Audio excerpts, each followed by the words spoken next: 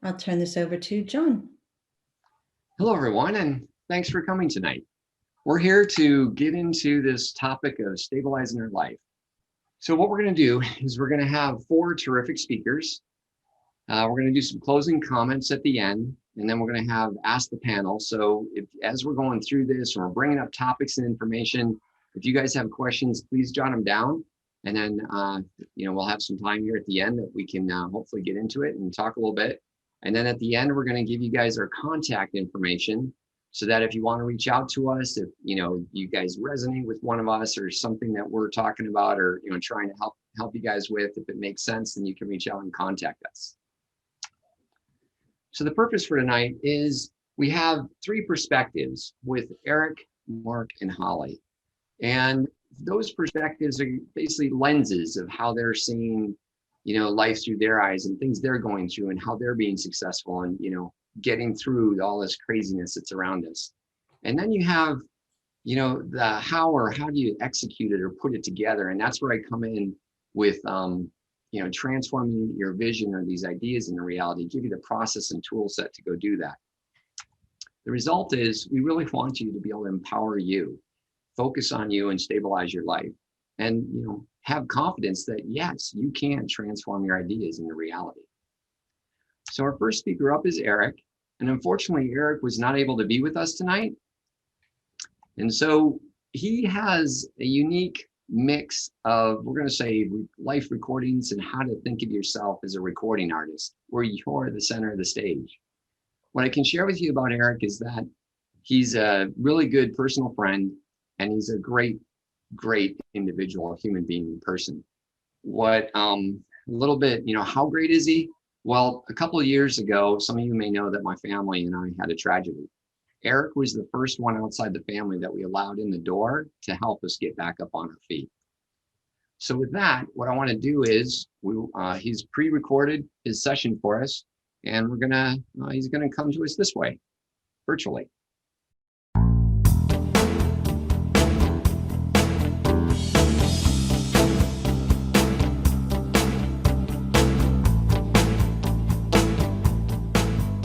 Good evening, ladies and gentlemen.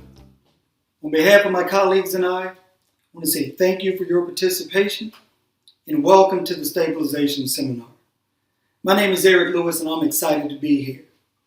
We're 27 days into the new year, and it's never too late to wish each and every one of you a Happy New Year. Now, if you're anything like me, I was looking forward to stepping into 2021 and leaving the year 2020 behind me. But I'm also very curious, so I was wondering what the number 27 represented. So I did what most intelligent people would do. I Googled it. The number 27 is about compassion in a cooperative atmosphere.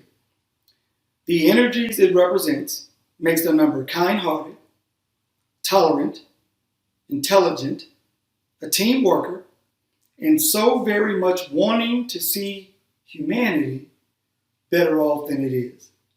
See, that was my wow moment. Later this evening, you're going to hear from three of my colleagues, Holly, Mark, and John. And I know they too want humanity to be better off than what it is. I'm here to share with you today, not a deep dive, but kind of a scratch and sniff in my segment regarding live recordings. But before I start, I've got to share one piece with you.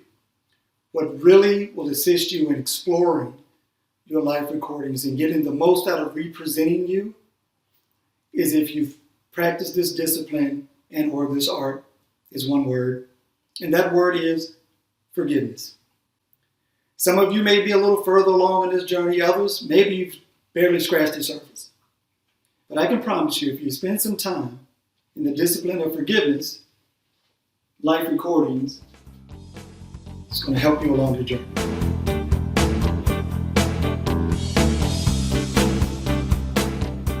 So what are your live recordings? I stated that they were variable yet commonly similar. Basically, we all have them, those earliest memories. Like the time when your dad and your uncle was out in the yard trying to fix the car, some of the language you heard that you probably shouldn't have heard at a young age. When you were acting as if you were a singer with a hairbrush in front of the mirror? Or when your grandmother told you not to run in the kitchen, baby, the cake will fall? All of those wonderful memories. Now, admittedly, they weren't all that way. Some caused emotional, physical, mental anguish, loss of a loved one, separation of a family member, what have you. But embrace your life recordings. They are valuable resources to not only help you deal with your past forgiveness, but also to help you re-record and remix as you represent yourself to what you want your legacy to be. Doing your rewind and playback, I mentioned about being open.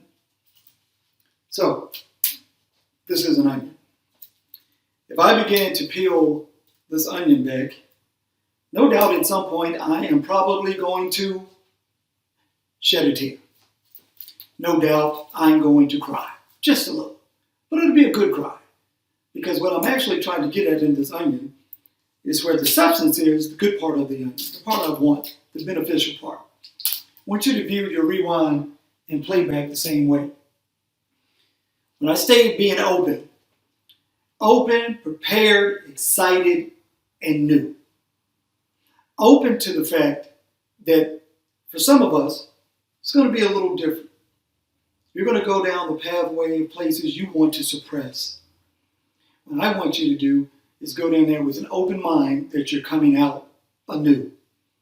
Something to be excited about, because now you're dealing with something in your past that you may or may not have any control over.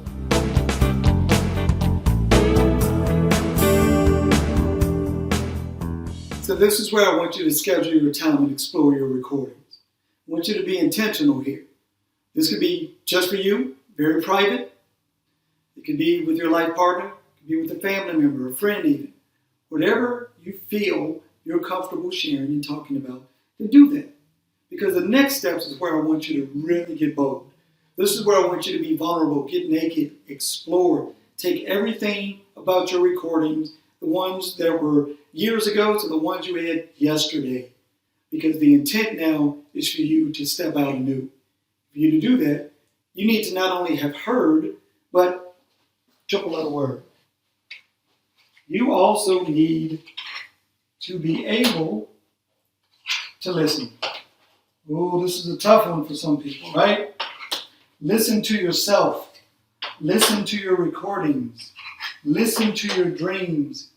Listen to what your subconscious is telling you. And I love this because listen, I want you to lean in slowly to evolve now. Be the change you want to be. This is huge. That's a triple letter word there as well. Because ultimately, ladies and gentlemen, you want the best version of you. We want the best version of you. We want to see it. We want to be a part of it. We want all your dreams to come to reality. Transform your ideas into reality. We want that to be your journey.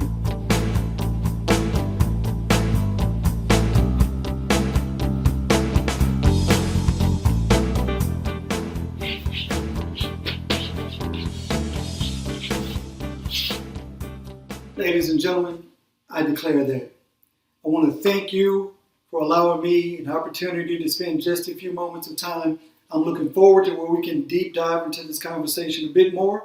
Again, my name is Eric Lewis, eric.lewis at TYRInstitute.com, TYIIR Institute.com. I know you're in good hands with Holly, Mark, and John. Hey guys, take it from there. Oh, I'm looking forward to seeing what you come up with. That's right. What you left with. There you go. Thanks, guys. I'll take care. Yep, that's it.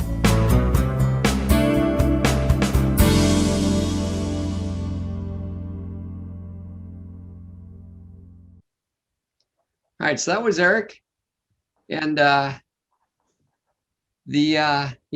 when we were talking about and putting this video together, I said, what quote do you want to leave at the end? And it took him a little bit to figure it out. This is what he came up with. The aim is not perfection. It's focus on progression. So that to me is really revealing. Hope you enjoyed that with Eric. All right, so our next speaker up is going to be Mark. Mark, you want to?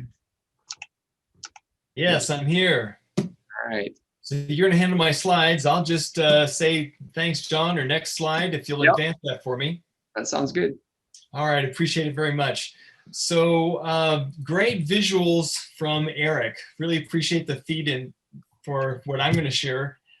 Three basic concepts: how to stay calm in the face of the unknown. I'm going to talk to you about the complete person concept. And then finally, we're going to talk about influencing others, how if we have a positive influence on others, that can have a tremendously positive reciprocal effect on us. John? Let me tell you how this concept got started with me. I was in Palm Springs. I had a workout in the morning. It was a beautiful day, as it usually is in Palm Springs. It was a very difficult workout. I laid down on the fairway, or maybe it was a putting green, I don't remember. But as I looked up, I saw very dynamic winds up in the tops to the palm trees. But yet, as I lay there on the fairway, I felt almost no wind at all. That told me that even though there is a lot of turbulence all around me, I can be protected if I put myself in the right position. I want us to understand how the bigger plan can stabilize our life. How can we put some trees into our life to help stabilize and calm the effect of tumult in our lives? John? Here's a task for you. Some of you, I imagine, are into technology. Let's say that I want you to build a navigational system. I want you to have a lens that sees in all directions simultaneously with this navigation system. You have to be able to see and detect colors and ultraviolet light. You can only use 20 millivolts, and you need to deliver all that to a central computer. John? The sensors have to be able to detect the Earth's magnetic field, and you have to be able to correlate the magnetic field with the sun's position. On top of that, it has to be accurate to within 100 feet from 3,000 miles away. Now, how would that be for a task, some of you techies? Pretty daunting, right? Let's go to the next slide. It's already been done. That's been done in the marvelous creation of a monarch butterfly. Another stipulation is it has to weigh less than half a gram, and it has to be less than 0.3 inches. It has to be pea size.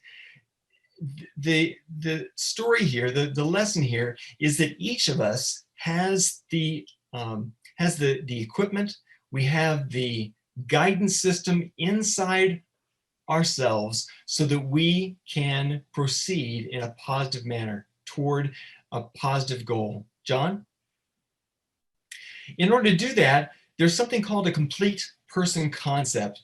The goal of this is to establish a balance in our life, whether it's our intellectual lives, our physical lives, our spiritual lives, our career-oriented lives, financially or family. What we don't want is what's in the next slide. Here we've got a person that's focused too much on intellectual. Maybe they're spending too much time at a college course or reading books that are taking up too much of their life. And we also have a person that's taking up too much of their time in their career. What we want is that previous slide where we're balancing all of these in respect to each other. So how do we do that? What we do is we identify 1, 2, maybe at most 3 goals in each one of these areas so that they become the foundation. They become the trees in our life that establish that stability. When we look at these 6 items, could it be 5? Yeah, probably. Could it be 8? Maybe so. It's very individual to each one of us. But what we don't want is getting too many of these factors in play. We want to keep it to a minimum so that we can manage the kinds of goals that we set. Now, what kind of goals would be appropriate? I'm just going to throw some things up here in our next slide. When we talk about spiritual, sometimes that's the most difficult one. If you want to commit to a house of worship, maybe establish a daily time for prayer and meditation, or maybe read a book that that feeds you spiritually each night or each morning. Those are examples of some goals that you can set. In the physical arena, exercise, how often would you like to do that? 3, 4, twice a week, whatever that would be. For how long? 3 minutes, 30 minutes, an hour and a half, whatever that might be. Healthy eating habits, control your weight. These are examples of physical goals, and I have examples of some intellectual goals. The specific goals are not important, only to the point where they impact you and your life and they're personalized for you. For the next slide, I want to share with you some ideas that one of my spiritual mentors, Skip Elmore, shared with me. I'm just going to throw these out there. I don't mean to read off the screen to you, but they just have a greater impact if you just pause at certain places and reflect on them. Skip would say over and over again, failure isn't so bad if it doesn't attack your heart. Success isn't good if it doesn't attack your head. To handle yourself, use your head, but if you want to handle others, then use your heart. Treat everyone as though they are hurting, because you'll be right most of the time. Anger is just one letter short of danger. People are not persuaded. You can't convince people, yet you can attract them. You can be that positive force in their life. It's never too late to be who you might have been. The next slide, there's a couple more.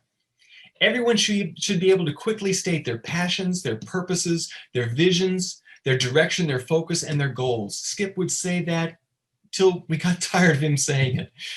The best antidote to a problem is a purpose. We've been through a tumultuous time right now. The best antidote for that is to identify your purpose. Obedience and discipline will go further than talent and ability.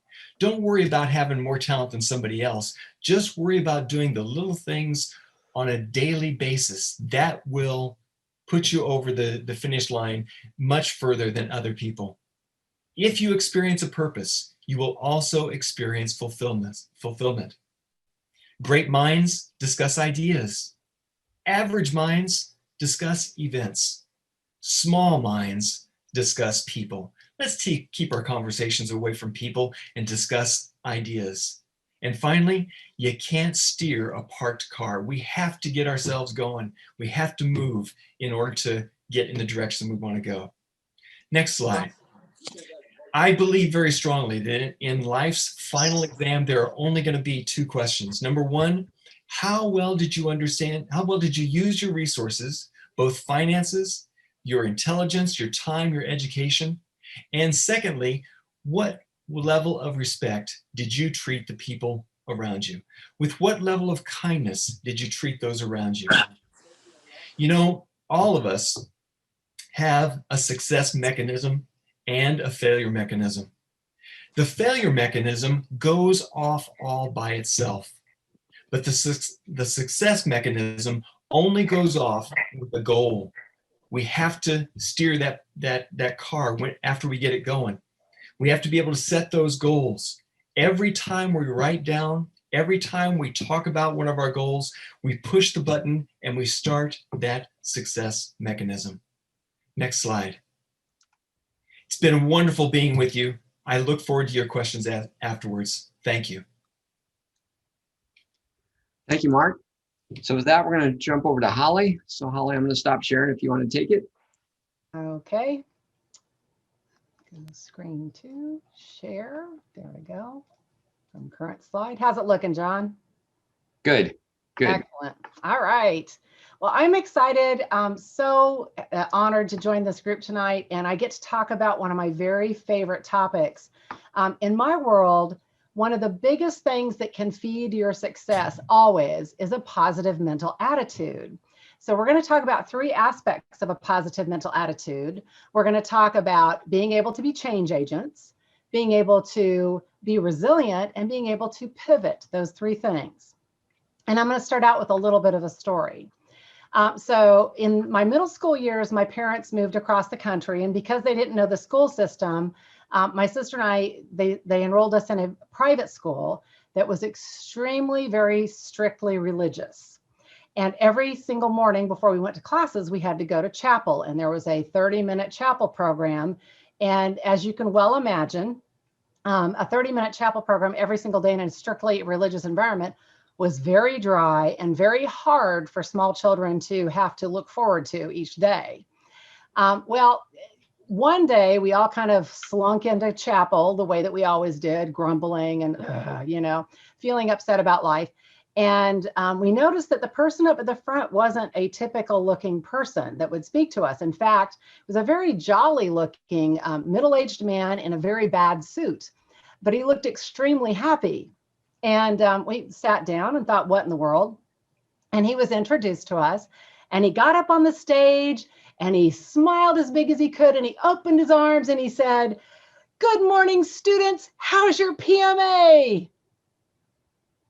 And we went, what? And we looked around at each other. What the heck's a PMA, right? The people, the monitors that were supposed to be keeping us quiet were also going, what is that? We don't know.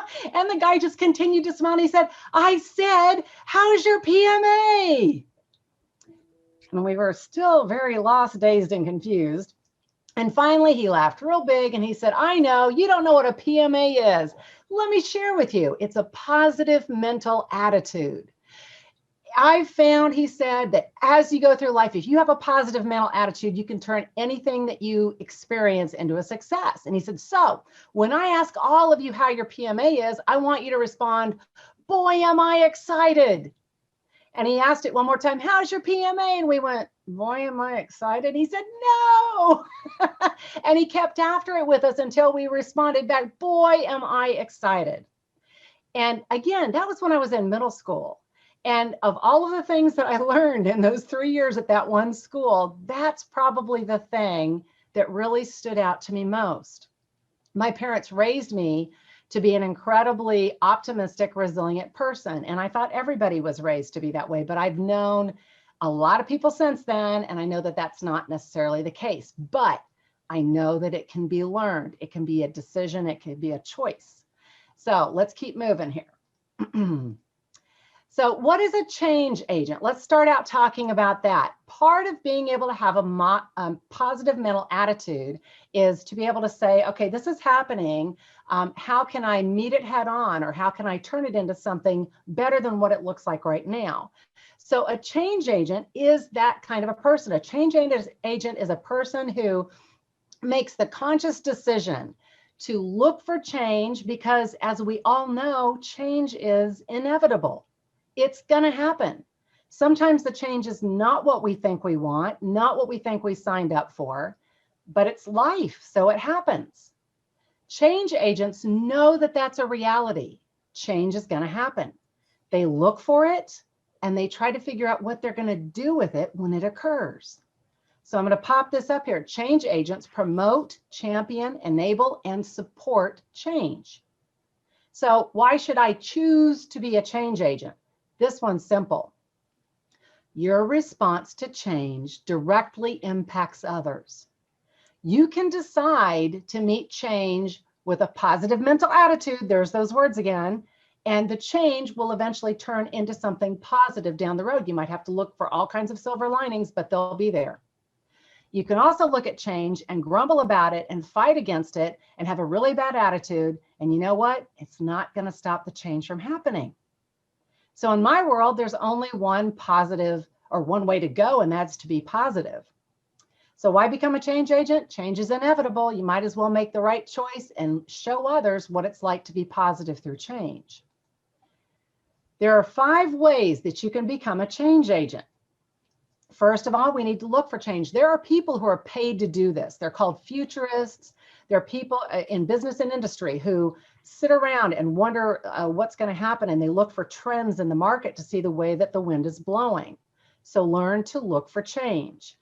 Create a plan for what you will do if change occurs. What happens if the market goes this way? What happens if people start losing their jobs? What happens if there's a national pandemic? What can I possibly do? Create a plan. And then use the plan. When change does descend upon you, use a plan.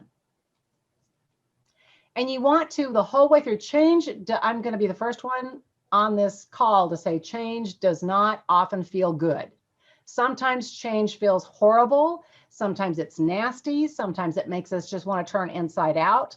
But we need to learn to look for silver linings. They are always there.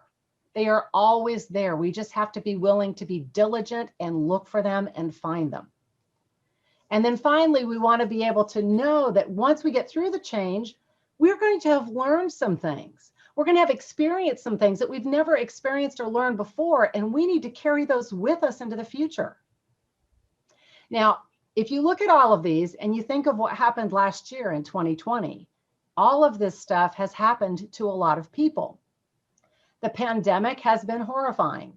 I know that the first week after we received our stay-at-home order, I was absolutely, probably like the rest of you, just in shock, not knowing what to do or what to think. But because my parents drilled it into me that I was going to find a positive at some point, I immediately started developing a plan. And it wasn't just me alone. I had a lot of people helping me with it, looking for silver linings and incorporating that plan. And I know, gosh, I heard on the news tonight that they might not be able to vaccinate the entire population until 2022. And I don't fall in a protected category. I am not old enough to get a shot at this point. So it might be 2022 before I get a shot. And my response to that is, that's okay. I've already figured out how to function. I'm going to continue to figure out how to function. And I've already figured out ways that I can still see the people that I need to see. And obviously, this is one of the ways that we've all learned. So then that brings us to resiliency. Once you decide not to fight the change, then you can make the decision to become a more resilient person. When I was a very small child, in fact, I cannot remember a time my mother did not say this to me. Anytime I had a problem, I fell down, I had a kid be mean to me at school, I didn't make the grade I wanted, something that I wanted to do couldn't happen, my mom would always say to me, "It's okay, Holly, you're a bouncer, you'll bounce back. It's okay, Holly, just be a bouncer." And she didn't mean stand outside of a nightclub and kick people out.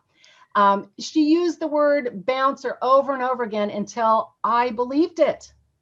And when bad things would happen, it's okay. I would cry. I would feel unhappy for a while. I would give myself time to heal. And then I would say to myself, okay, now you need to bounce back.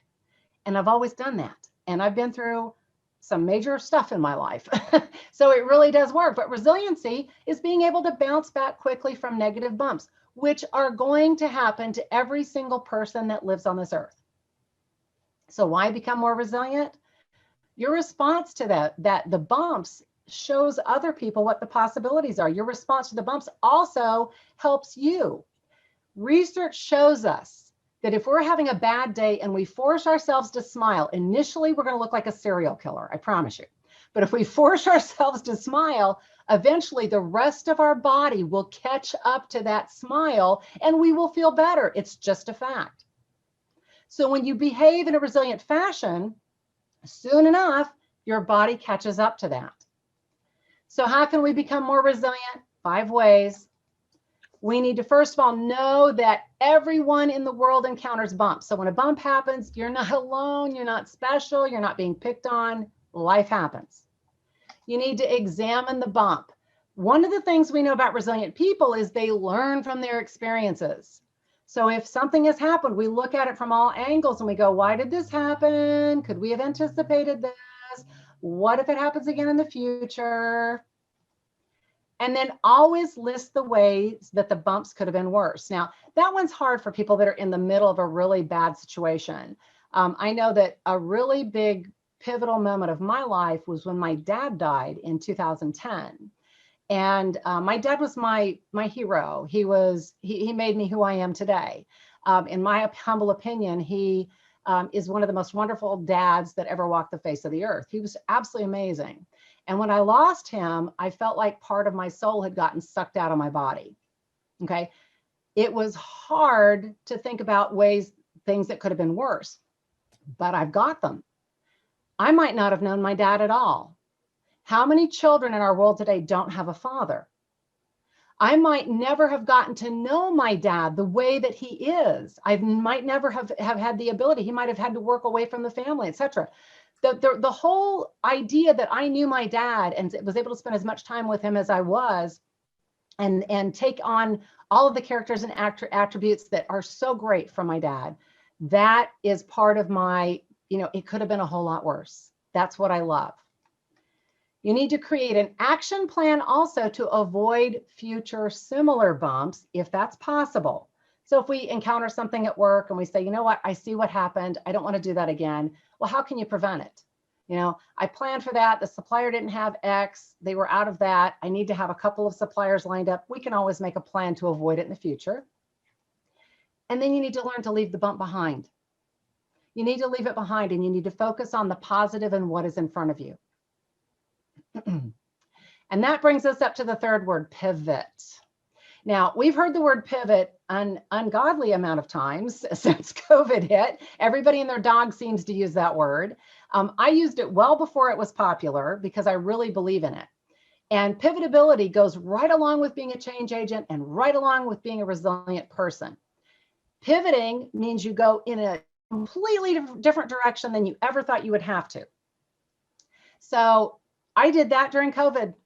I was the first one to stand on my soapbox prior to COVID. I'm a corporate speaker, trainer, consultant, and I always did everything face-to-face, always. And I swore that if you weren't face-to-face, you weren't a good trainer. You weren't a good speaker. No good stuff could come from the world of virtual.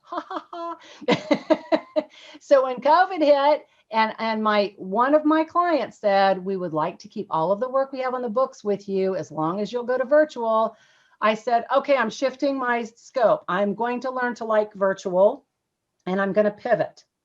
And I did a 180. I turned completely around, and I decided that I would like it, and I would be good at it, and I would get a lot out of it, and I would make my people feel just as good as when they were face to face with me.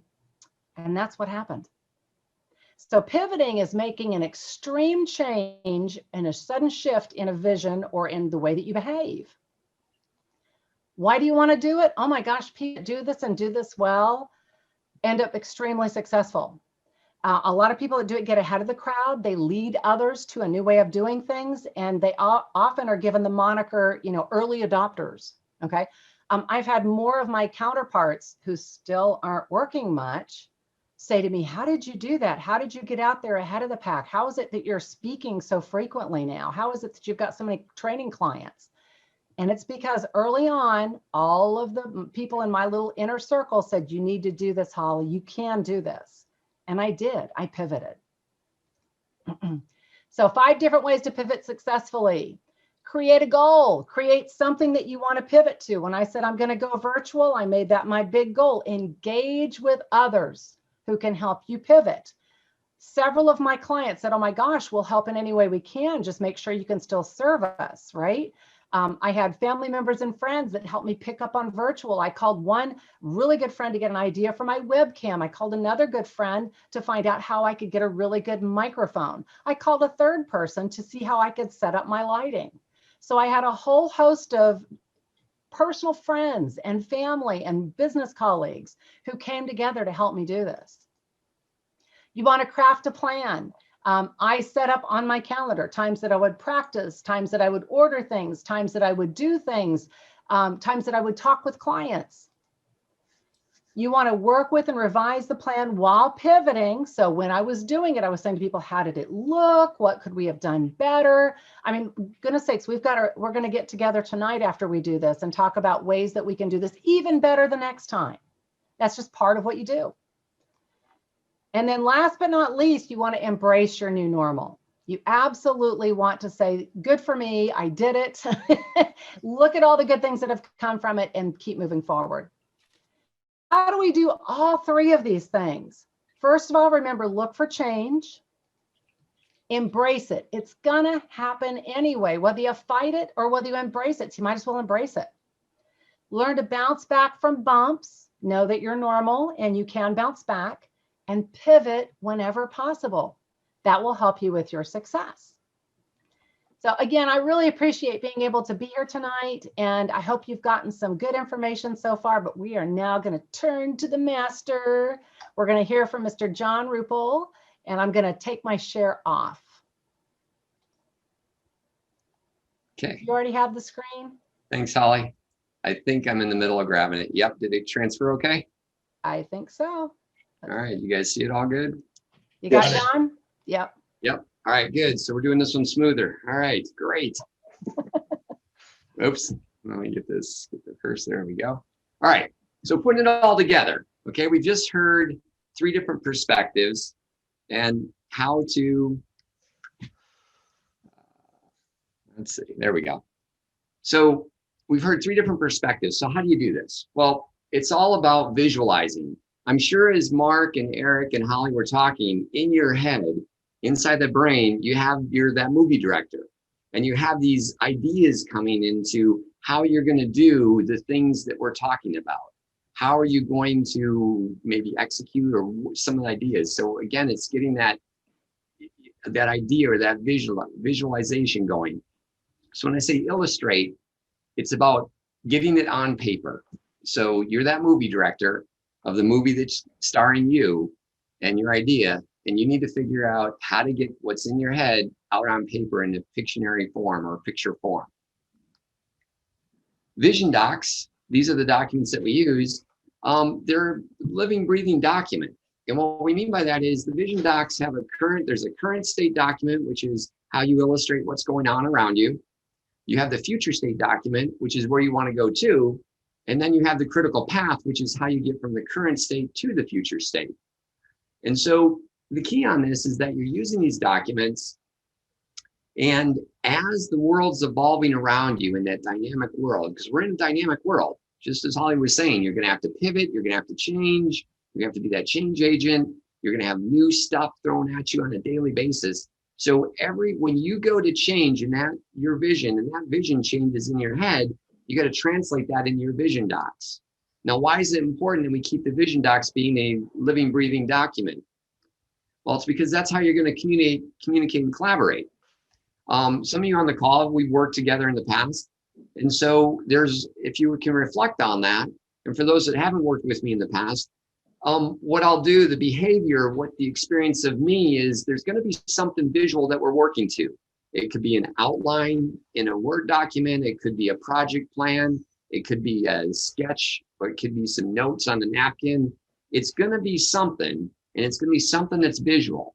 And we're going to be putting that in front of or in between us, so that as we're both talking and communicating and collaborating on the idea, we can both equally add to the idea or change up that illustration in front of us. And this is where, when you're measuring then your progress, there's much different things you can do in terms of, different types of simple charts, like what we call a stoplight chart, something that has a red, yellow, green status, and just where you're at in chronological order. You could have the vision doc, and it could be where you shade certain things in a certain color when they're completed. In the movie, I think about this as in the movie Major League. I don't know if any of you guys remember that one. It's an older movie, but the coach to motivate the team had the owner, who they all despise, had a picture of her, and every time they won a game, he'd take some piece of that, mannequin off or whatever. And so in the end, the thing was motivating, showing that they've completed by winning games by pieces of the mannequin coming off. So the other piece of this is managing through leading. So first of all, I'll start off with, when people ask me, like if I'm in a job interview or people are going to work with me, when they always get asked the question, hey, John, how do you manage people? Well, I manage through leading. What does that mean? It means simply this: I lead by example. There is no other way. And this is what I do with youth training. When I'm training with the youth at different organizations to adults, this is the golden rule, is that you as that leader, you need to lead. The rules apply to you, and as the leader, and you need to set the standard. So the other piece here is a transformational leadership skill set. So what in the world is a transformational leadership skill set? Those are big words. What it means is basically you're using vision as a leader. You're using vision as we prescribed in the last slide, and you're then empowering people, and we're going to go through the process here in a minute. And then when you're working with them, you're about being that servant, and you're serving them. And what you're doing is you're making sure that the transformation from current state to future state is going smoothly. So you're leading them down and leading the team and supporting the team as they progress in the critical path from the current state to the future state. And so if you think about, as a leader, how you would perform in serving your folks, your teams, your people, and this can be in your personal and professional life. As you're going down from that perspective, that would be considered being a transformational leader. And again, as we always do, like Eric was Googling. So I would say, if you have questions on that, we can talk offline, or, Google it up about transformational leadership, and I'll give you a value and belief set that you can then, form some skills around those values and beliefs. And just like Holly was saying, this sort of validates the largest success factor is going to be your mindset. It's in your mind, being positive, and then how you treat and work with other people. People are going to remember you, and word's going to get around. And basically the golden rule, do unto others as you do unto yourself, or you do unto yourself. That's pretty much when you're leading through and trying to get that idea and these visuals in your head, and you're asking your friends and family and peers around you to help you accomplish your goals. You want to make sure that you're working with people in a nice manner, working in a professional, respectful, or, in a credible manner. So here's the recipe. So, okay, that's all well and good, John, but how do I really do this? So the steps we're simulating, I'm taking what we do with the tire system, and if you're in the technology fields, agile, if you guys are in agile methodologies, if you know that stuff. So we're going to simplify it and just say, what can I just do to keep it really simple? Well, it goes back to defining that vision, being that movie director. You're out there putting it and illustrating it in pictorial format. Holly's going to laugh because I'm going to mispronounce this, but Pikachu, I call it Pikachu, but it's Pachaka. Is that right, Holly? I didn't hear you. You're on mute. It's Pachaka-cha. I was on mute. Pachaka-cha. I was going to get this one right. I prefer Pikachu, but it is Pachaka-cha. Yeah, exactly. So if you guys don't know what that is, that's your homework assignment. Just like transformational leadership, go Google it. But in a brief summary, it's basically a series of 20 slides that are pre-done at a rate of 20 seconds per slide, I believe it is. And they're all visual with little to no words. And that's your presentation. And so that's becoming a way to visualize your point or present. And so that's just one example of when we say define the vision and illustrate it, that's what you want to do. Then the next steps, now that you've got that movie director, you've got your drafts out, you've got it illustrated, you've got your, frames out there of how the movie's going to go. Now you're going to go communicate to folks. You're going to talk to your inner circle first, the people you trust. As you talk, you're going to put those documents, those visualizations, those illustrations in front when you're talking, or if you're virtual like this, you're going to share the screen. And then as they make comments, you're going to change it up and get their ideas in it. And what I like to do when we're doing this is I actually put their initials by their ideas.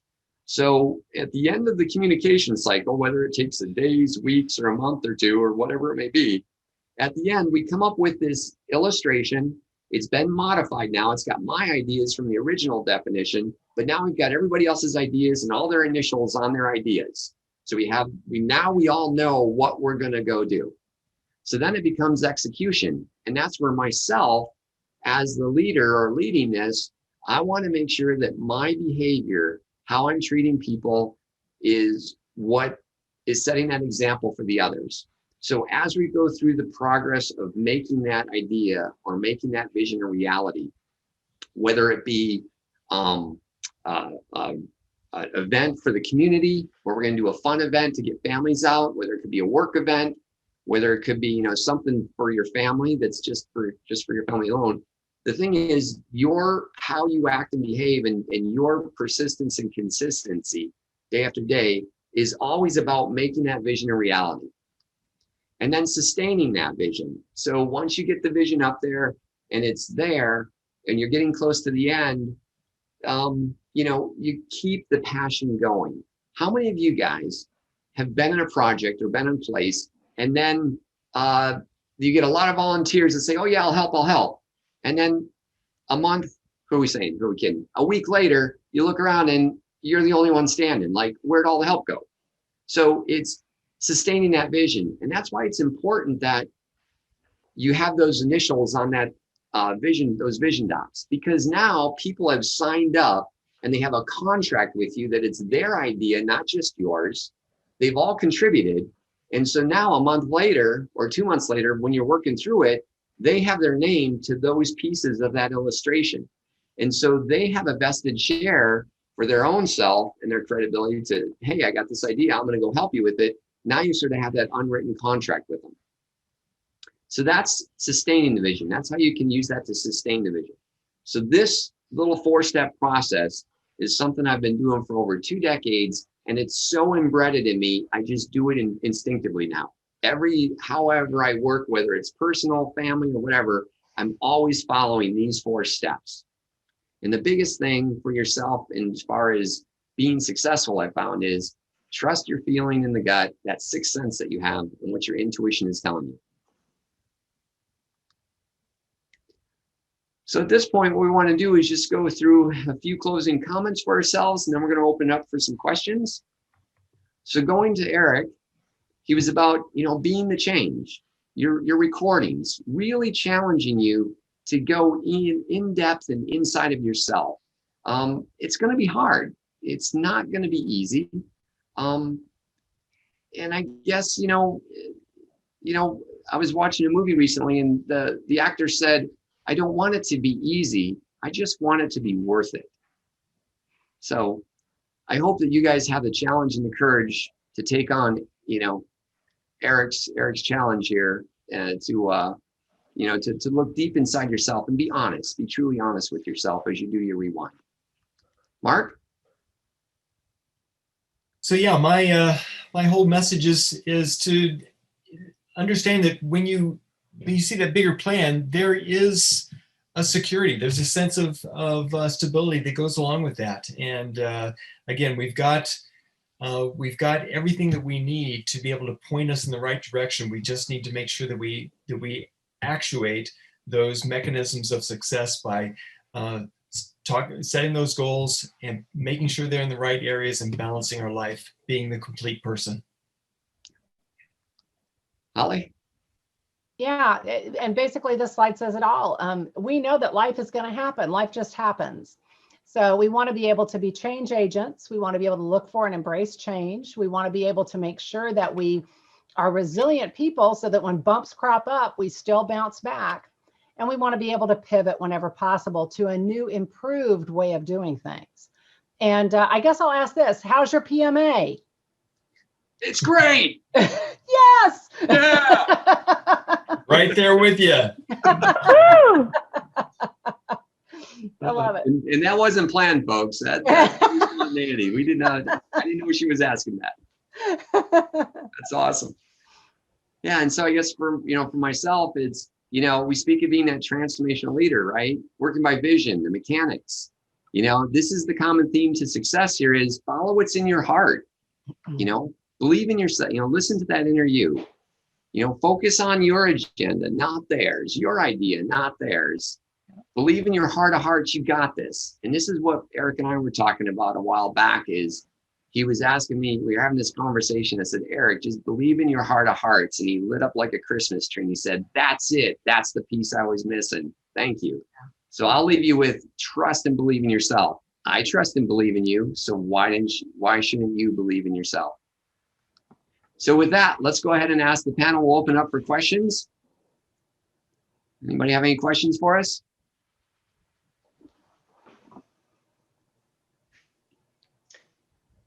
I'll throw one out there, John. Yep. So the four of you formed with kind of coming from different perspectives, all looking at ways that people can change or improve their behavior or execute their plan. How did the four of you come together to form this group? It's John's fault. Okay. John's fault. That's good, Holly. That's perfect. I understand. I'll try to keep a positive mental attitude with that in mind. We're the 8 degrees from John Ruppel. All of us, we all have different different parts in his life, and it was this is John's brainchild, truly. And he went looking for people that he knew, I guess, had things that they could offer to something like this. John is a very positive, proactive person, and I'm probably going to put him on the spot here, but John is one of those few human beings that I know that's constantly looking for ways to improve himself, constantly looking for ways to get through this life and get through it well. And John has had extremely rough experiences like the rest of us. So, and we've all kind of known each other through a lot of our rough experiences, some of us have. And so we're people that are just real people and trying to offer situations and solutions to people who have needs like we've had and give them options. Okay, thanks, Holly. Mm-hmm. You know, Terry, it's interesting that that what brings each of us together is just I guess I don't really want to say it's a magnetism, but there is an attractive force that draws positive people toward each other. Yeah. John mentioned that he and I have been neighbors in the past. 30 years ago, he was my neighbor 2 doors down, and it was. I just went over, shook his hand. Hey, I'm Mark. Welcome to the neighborhood. And from that point on, we just gravitated toward positive things. He went in certain directions, but maintained that positivity. And I went in another direction. And again, the common factor there was being positive and improving ourselves and moving forward. So it's always been an ongoing conversation between John and I as to what is life giving us and how can we turn that into something that's beneficial, not only for us personally, but for the people around us. And Terry, I mean, the catalyst to all this was simply, I've been talking to Eric, and I were talking a couple weeks, and Mark, I mean, we've been talking for the past month. And what I saw a common theme in the conversations was that every day, pretty much every day, somebody was asking, Eric or I, or even Mark, and Holly and I didn't have this conversation, but I'm guessing it's there because of who she is. People were coming to us saying, I need help. Can you help me? And so, how do you do what you do? How do you keep positive? How do you keep motivated? How do you keep accomplishing things? I feel like I'm stalled. I feel like I'm angry. I'm frustrated. I've had it. I'm tired of this. What's going on? And so that's where that was the catalyst for this. And so I said, you know what? We got to do something. This is our way of giving back. So yeah, if I could summarize what I saw in the last hour, building off what you said, John. It's this idea of, you're going to have situations and you get through to the other side and you decide how you want to act and behave. And yes, Holly, you might have a really good plan, or Mark, you find that calm, or you look at things like forgiveness and re-recording. There's a lot of things that are out there like that, but it does come down to looking forward and saying, I can do this. I may not be able to set up my virtual life on my own.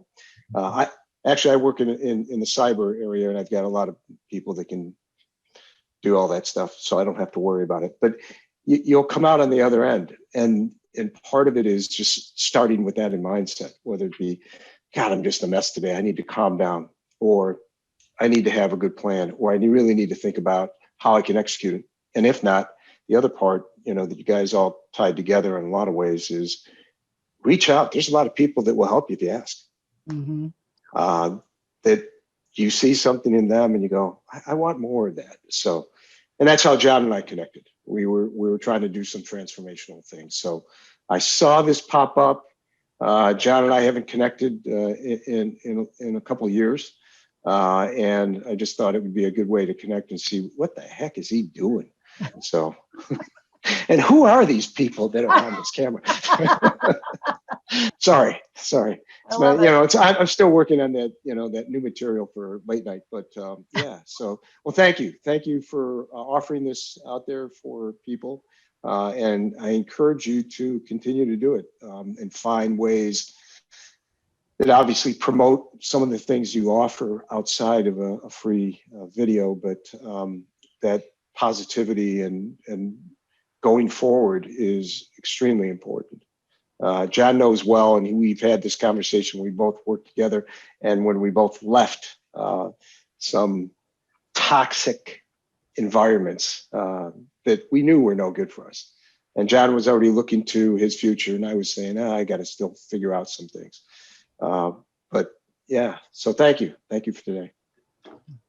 Harry, those are great comments. Thanks very much. John, if I could just add one thing real quickly. I don't know how much time we have, but I teach a class, and it's a senior level class at a college.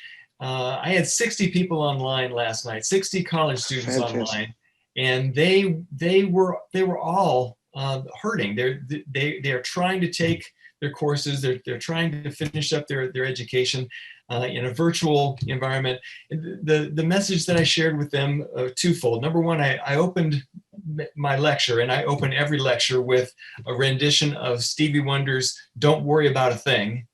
And secondly, I share with them that, listen, I didn't ask for this, you didn't ask for this, but together we can get through it. And that's the positive message that we need to be able to share with each other.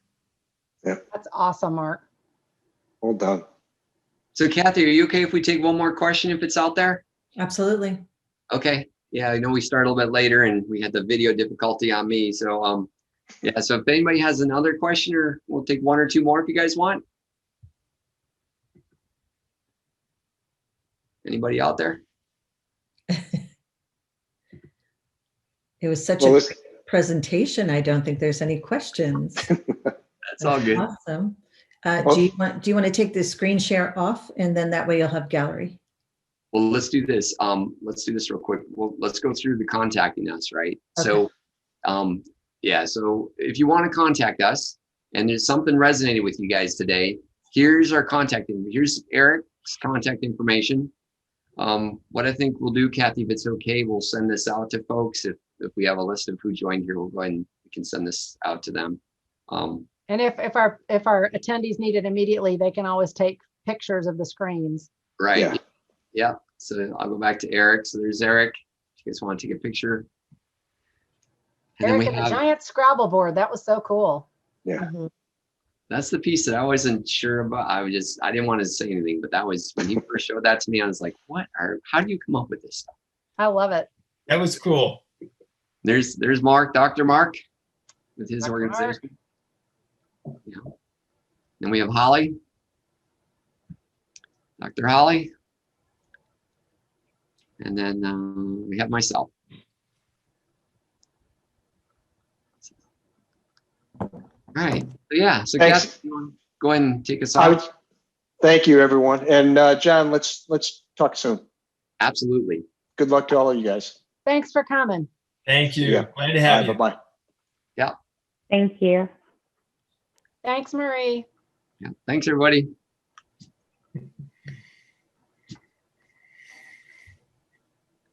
Marcy, nice seeing you again. You too. This was awesome. It really was. I really wish I had a question, but I don't. But I resonated with especially you, Holly, because it's been a year. Oh, it has been a year, hasn't it? But you have to really find the reasons why it could have been worse. Yes. And it helps. It's a good perspective. It helps when you can do it yourself and then share with others and get them there. Look, I'm going to cry. All right. Yes. Aw. Kathy, thank you so much for giving us this opportunity. Absolutely. It is my pleasure. I'm so happy to work with John and all of you and meet you all. It's wonderful. Great experience. I love your You wanna come up? background. It's very Wanna come up zen. real It's quick? very cool. Thank you. Thank you. That's my, it's my logo. It's my Solely Holistic logo, and my daughter painted that for me. Really? Very nice. Yeah. Thank Oh you. my gosh, she's amazing.